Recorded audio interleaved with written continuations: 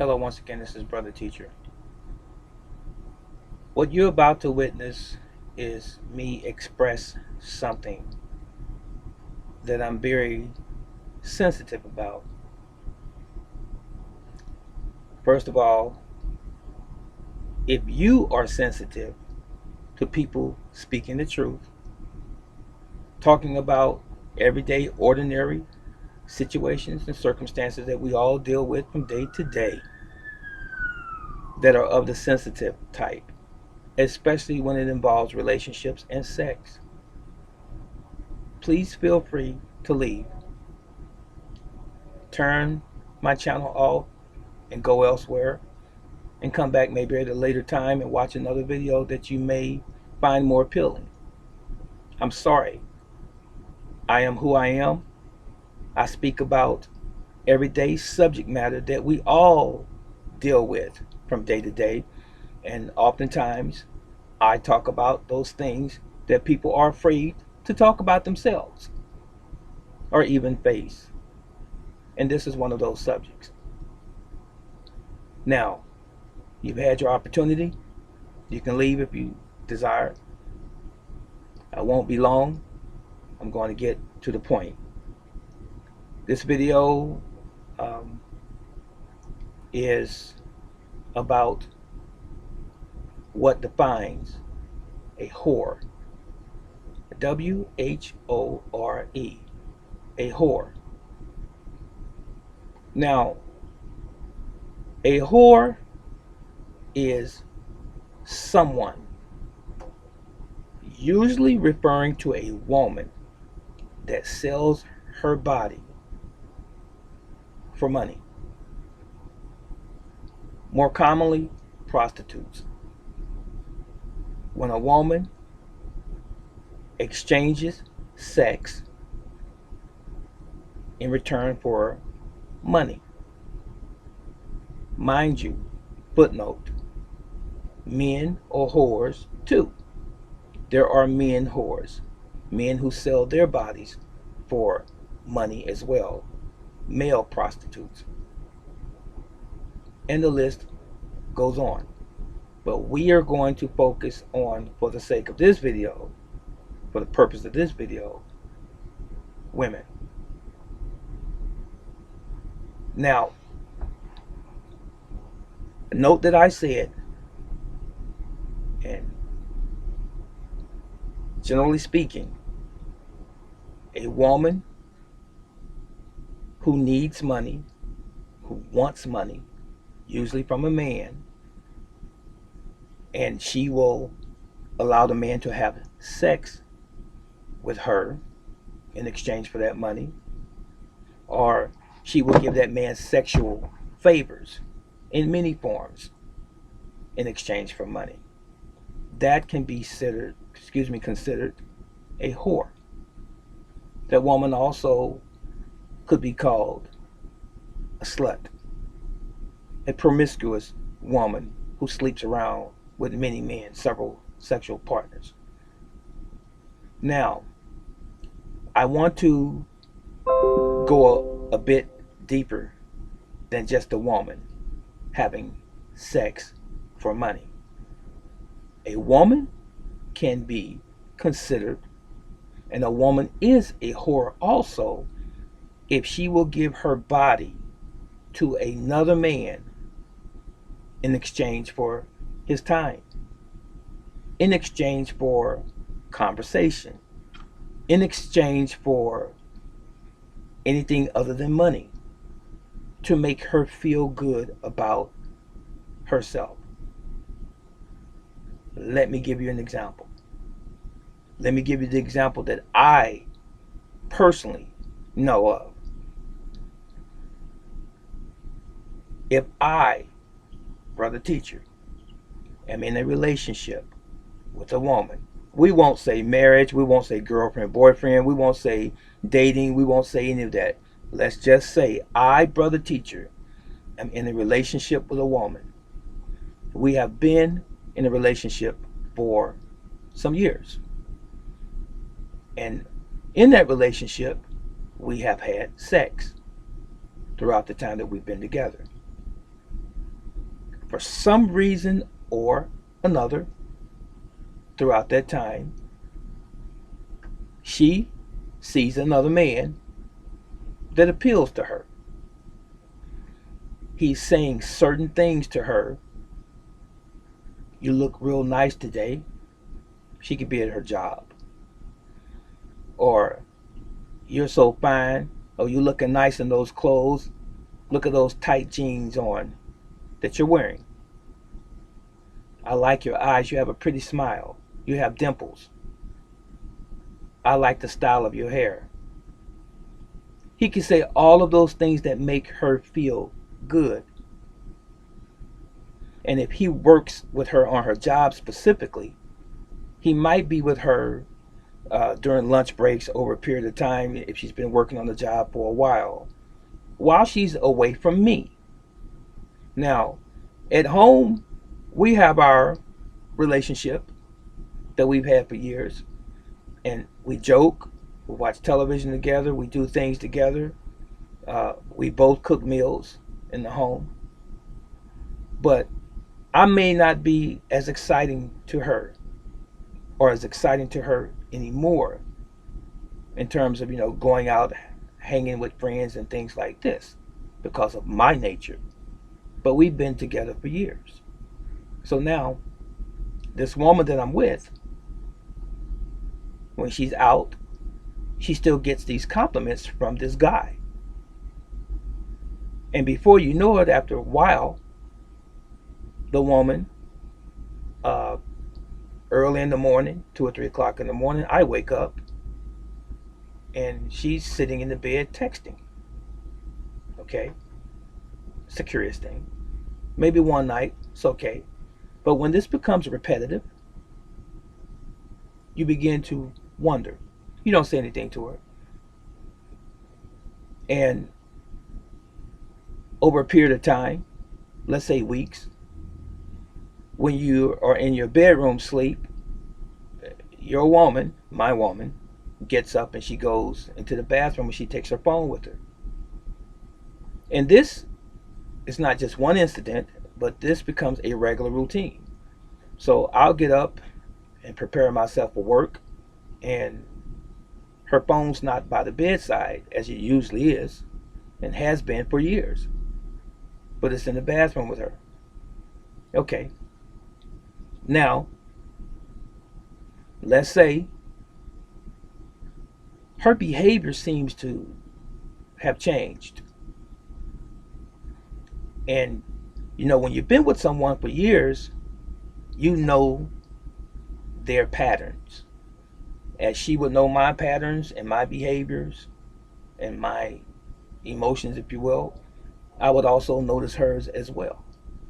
So when they change, especially when they start out subtly and they begin to escalate way outside of their original character, it would make me wonder what's going on.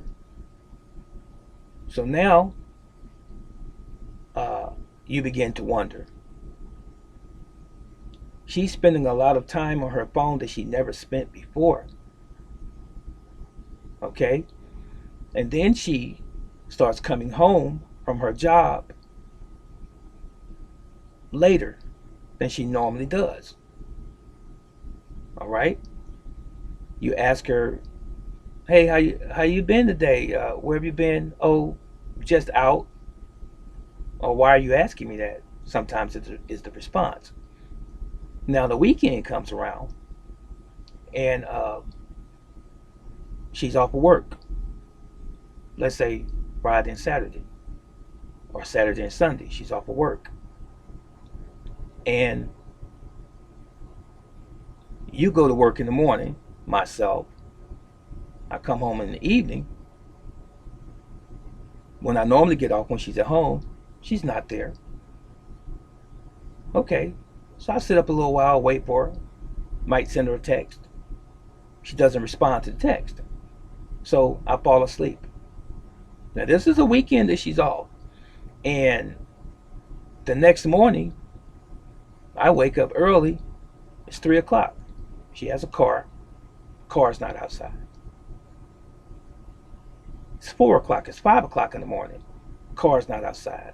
And all of a sudden, 6 o'clock, 6:30 in the morning, it's about the time for me to get up and go to work. She pulls up. You ask her, well, where were you at? Oh, I was over mom's house.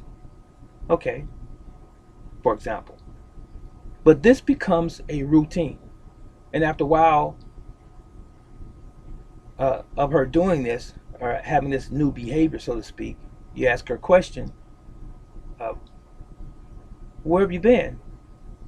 Because this behavior is the same and it hasn't stopped. Where have you been? And she looks at you in the eyes. She said, are you questioning me? Are you questioning me? So if it were you, how would you respond to that question? Guys and ladies, what do you think about that question? When the man, myself, innocently is asking the question because I'm concerned about what's going on with my woman, and she said, are you questioning me? With a little smirk. And so you begin to see different behavior in the home. Now, I don't drink, and I began to see alcohol beverage containers in my garbage can at home. They've never been there before. So I questioned her. Oh, I only do that when I'm off of work. Occasionally I'll take a drink. I said, well, you've never done that before. He said, she'll say, well, I'm grown. Wow. That's a violation of my trust, I would say. Me, a violation of my trust. Because if I've never drank, never smoked, and we've never done it in our home, all of a sudden her behavior changed and now she's drinking, and she's drinking in my home. Guys, how would you feel? Now, so what I'm getting at is this. Let's say there's another guy, and the time that she hasn't been at home is because she's spending time with another guy, and she is building a relationship with this guy by spending time. No one just falls for someone in a day. But if the individual works on your job and you see them every day when you're at work, he says some things to you that make you flattered, make you feel good as a woman, and it's a different guy other than me. So after a while, you're joking with each other, and then you're taking lunch breaks together. And over a period of time, the next thing you know, you're making arrangements to go eat dinner or to hang out. And since you started drinking, you're even drinking with this person. And then you come home, my woman, let's say, and she smells like alcohol. And it would be a turnoff to me because I don't drink. And I don't like someone in my home smelling like alcohol. So I address that. And so she goes in another room. Then all of a sudden, she begins to not be engaged in sexual gratification. She doesn't want to have sex anymore. Or when you ask her what's going on, she says, well, God didn't put us here for just that. Wouldn't that be a flag in your book? Or she'll make a statement like, I've never been a sexual person. Or she'll make a statement like, we don't have to have sex all of the time. Who would make a statement like that unless there was someone else? So now, what I'm telling you about, ladies and gentlemen, is an actual situation that I experienced. In my life, I did experience this. Now, mind you, it was very devastating to me as a man. And I started this video out talking about what defines a whore. A whore, originally what I told you was a woman that sells her body or gives her body, her sexual self, if you will, to a man for money. But a woman can give her body to a man for compliments, for encouragement, for spending time with him spending time with her, saying the things to her that she wants to hear. And when she has sex with that man, she is then a whore. Now, mind you, if she's in a relationship with me, if the woman's in a relationship with me, and all of the time that she's been distant, and all of the times that she's come home at 3, 4, 5 o'clock in the morning, the woman has been cheating. She finally became physical with the man that she had been, in a sense, courting or dating outside of me in a relationship. So, is that not a whore? Is that not promiscuity? Is that not someone cheating in exchange for, maybe in their mind, someone that makes them feel good about the conversation that they're having? All of the text messages and saying the right things. And then, to beat all, their whole disposition changes. They're not the same person that you originally met. Over time, they begin to drink, they begin to smoke. You find out that they're smoking cigarettes or blunts, if you will, Black and Milds, those types of things, the little cigars. They're doing all of these things just all of a sudden. So, here's where I'm at. A whore doesn't have to be a woman who has sex for money. A whore can also be a woman who will have sex with another man just simply because he makes her feel good by keeping company with her, saying the things that she wants to hear, doing the things and going to places that she wants to do and want to go. That still is considered a whore. I just wanted to define that for you. Now, forget about me. I will say this and conclude. I did experience this. I did. Now, I told you in time past, and I've said this probably on more than one occasion over the years, I've never called a woman in my entire life a bitch and a whore and any other demeaning term.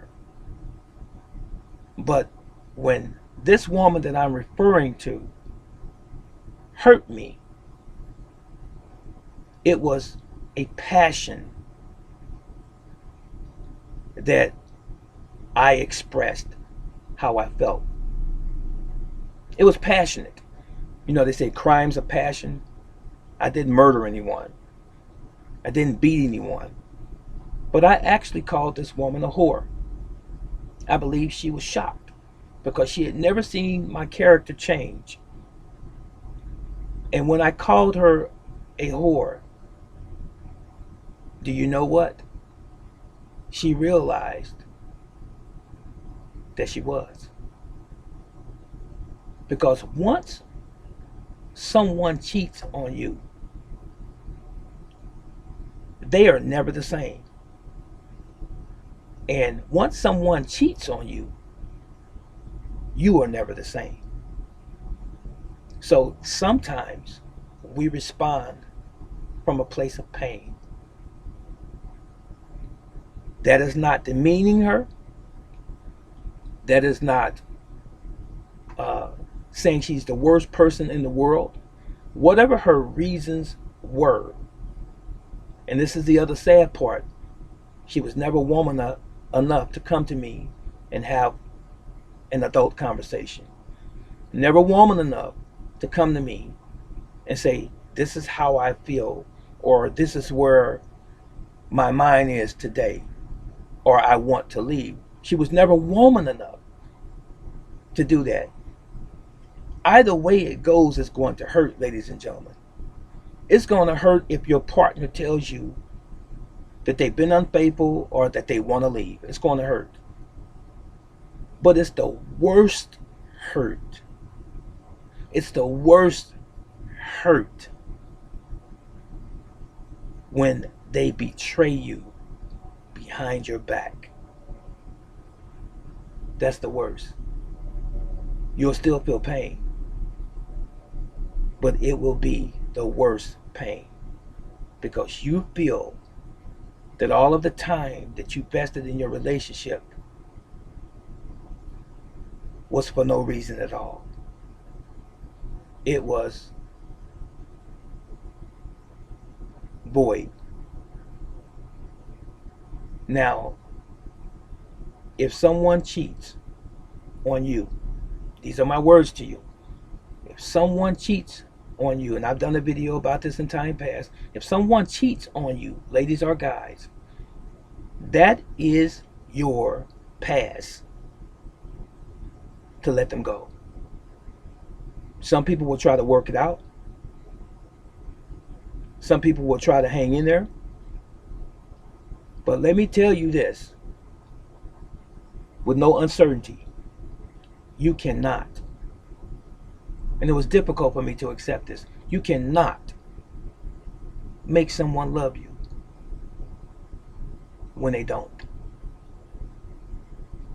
So, I'm going to add to this before I conclude.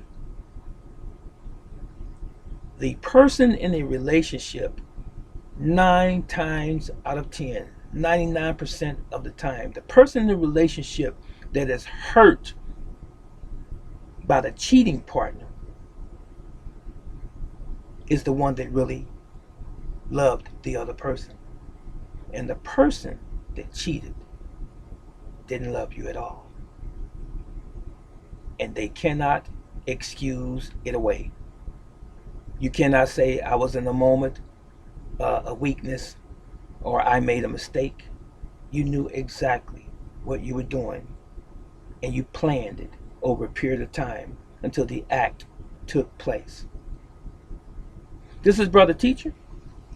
Let me know if you have ever had a wife, a boyfriend, a husband, a person that you were dating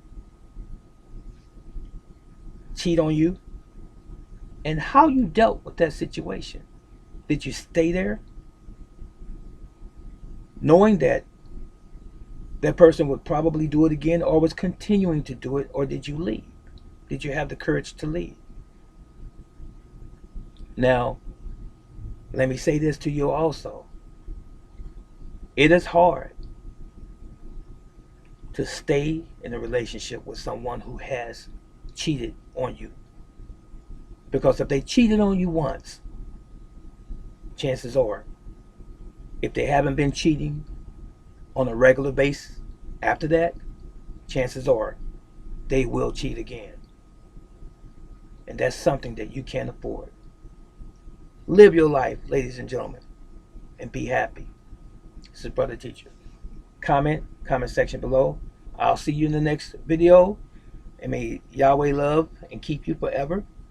And I love you as well. So long.